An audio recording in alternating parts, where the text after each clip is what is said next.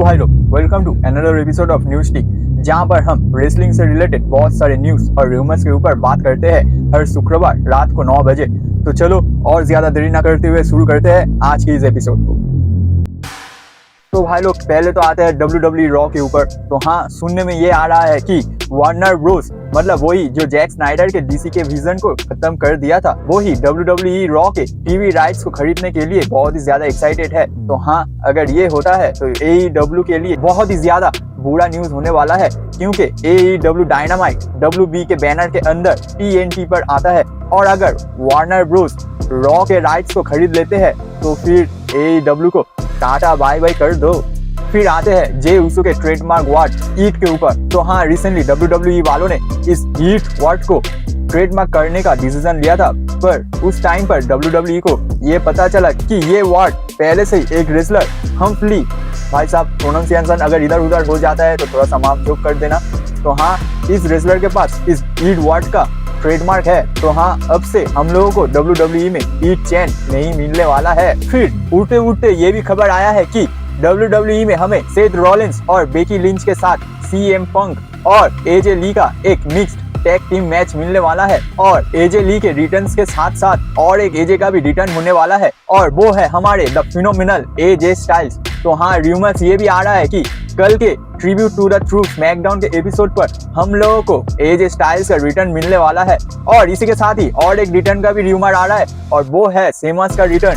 तो हाँ, सेमस का रिटर्न हम लोगों को शायद रॉयल रंबल के अंदर मिल सकता है। और जहाँ पर AJ स्टाइल्स, AJ ली और सेमस का रिटर्न का रूमर आ रहा है, वहाँ पर ही WWE वालों ने मैकेंजी मिचेल को रिलीज कर दिया है। तो हाँ, अभी उनके जगह कौन कमेंट्री या फिर रिंग अनाउंसमेंट करने वाले हैं वो तो हमें नहीं पता। चलो, अगर उसके ऊपर फ्यूचर में कोई अपडेट आता है तो मैं आप लोगों को बता दूंगा। ऑल्सो आप लोगों को केन सैमरॉक तो याद ही होगा, अरे हाँ, वही जो हम लोगों को इम्पैक्ट रेसलिंग में मिलते हैं। तो हाँ, WWE वालों ने अभी रिसेंटली उनके बहुत सारे मर्चेंडाइज को www.com/shop पर अपलोड किया है। तो क्या केन सैमरॉक WWE में वापस आ रहे हैं? और इसी के साथ आते हैं हमारे मिस ब्लिस के ऊपर। तो हाँ, एलेक्सा ब्लिस अपने 9 दिन के बच्ची को एमिनेम का गाना सुनाना चाहती है, पर इससे अच्छा तो काचा बादाम गाना सुना दो उनको। चलो, इसके साथ आते हैं रेसलमेनिया 40 में एक मैच के रूमर के ऊपर, जहां पर हम लोगों को लोगन पॉल के साथ केविन ओवेंस का एक मैच मिलने वाला था, जो कि यूनाइटेड स्टेट्स चैंपियनशिप के लिए होता।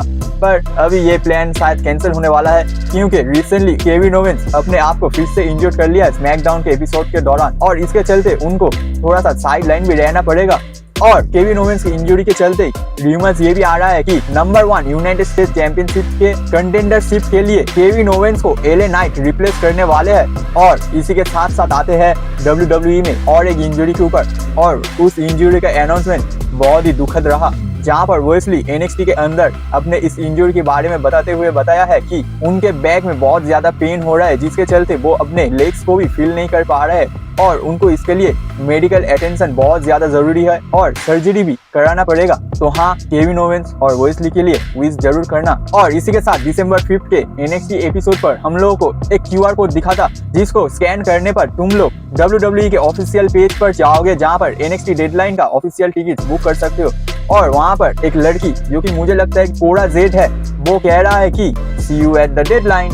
तो हाँ, अगर इसे सुनना चाहते हो तो नीचे डिस्क्रिप्शन बॉक्स में लिंक दिया हुआ है, जाकर सुन लेना और अपने आंखों से देख भी लेना पोस्टर NXT डेडलाइन का। और इसी के साथ अब आते हैं AEW के ऊपर। तो भाई लोग, सुनने में ये आया है कि विल ऑस्प्रे इम्पैक्ट या फिर कहे तो TNA रेसलिंग के साथ एक 7 डिजिट डील को ठुकरा कर AEW में आया है। मतलब विल ऑस्प्रे ने मिनिमम 10 लाख का डील ठुकराया है सिर्फ AEW में आने के लिए। मतलब एक बार सिर्फ सोचो, जहाँ पर हम जैसे 20s के लौंडे अभी के टाइम पर 50 से 60 हजार रुपया नहीं कमा पा रहे, वहाँ पर लेट 20s का विल ऑस्प्रे 10 लाख का डील ठुकरा रहे हैं। गजबी सीन है भाई साहब। इसके बाद AEW के हर्ली कैमेरॉन का फोटो फिटनेस गर्ल की कवर मैगजीन पर पब्लिश किया गया है, जो कि देखने में बहुत ही ज्यादा सुंदर है, और देख के अंदर से एक बहुत ज्यादा अमेजिंग फीलिंग भी आ रहा है।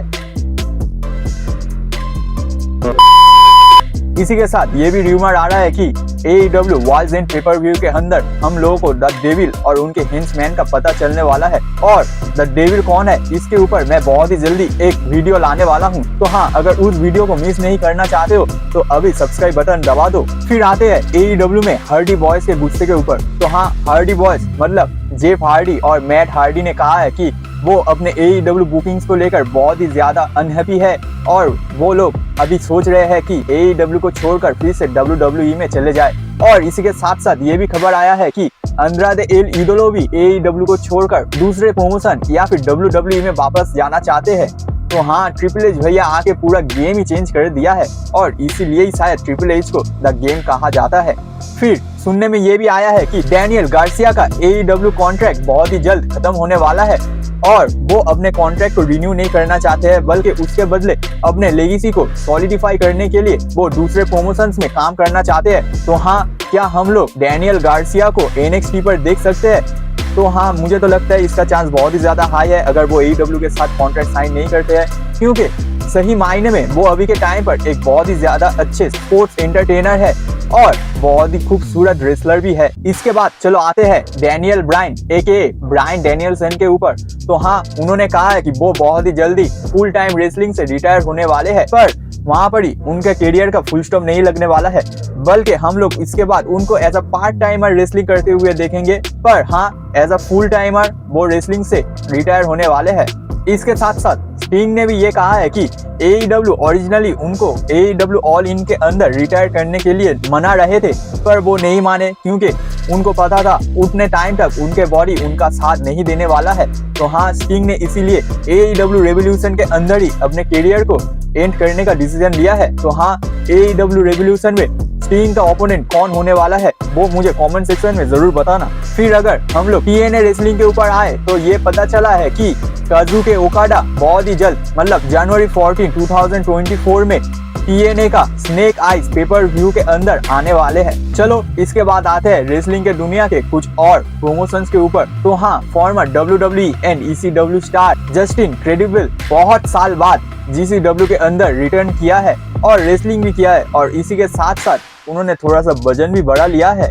और इसी के साथ साथ हम लोग क्रिस जेरिको को रिसेंटली वियतनाम प्रो रेसलिंग या फिर VPW के अंदर देखा था, पर उनका वहां पर जाने का मकसद क्या था? क्या वो वहां पर रेसलिंग करने वाले हैं या फिर किसी को रिक्रूट करने के लिए गए थे? ये हम लोग को अभी भी नहीं पता। तो हाँ, इसके ऊपर अगर कोई अपडेट आता है तो मैं आप लोगों को वो बता दूंगा। तो हाँ, अगर वो नहीं मिस करना चाहते हो तो इस चैनल को अभी सब्सक्राइब कर दो। फिर आते हैं ब्रॉक लेसनर की बेटी माया लेसनर के ऊपर। तो हाँ, रिसेंटली माया लेसनर ने कोलोराडो स्टेट का शॉर्ट पुट फेंकने का रिकॉर्ड ब्रेक कर दिया है। और एकदम आखिर में आते हैं WWE में विंस मैकमैन के रूल्स को ब्रेक करने के ऊपर। तो हाँ, रिसेंटली ये पता चला है कि अब से WWE रिंग में हम लोगों को ब्रांड का प्रमोशंस मिलने वाला है, मतलब वही जैसे UFC के रिंग के ऊपर हम लोगों को माउंटेन ड्यू या फिर अदर ब्रांड्स का प्रमोशन मिलता है।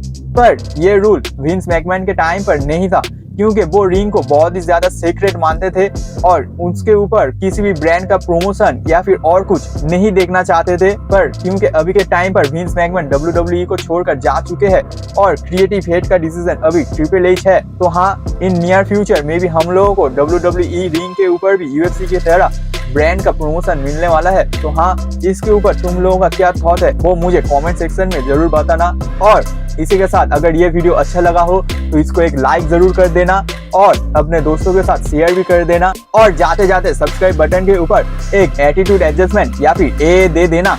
चलो तब तक के लिए बाय।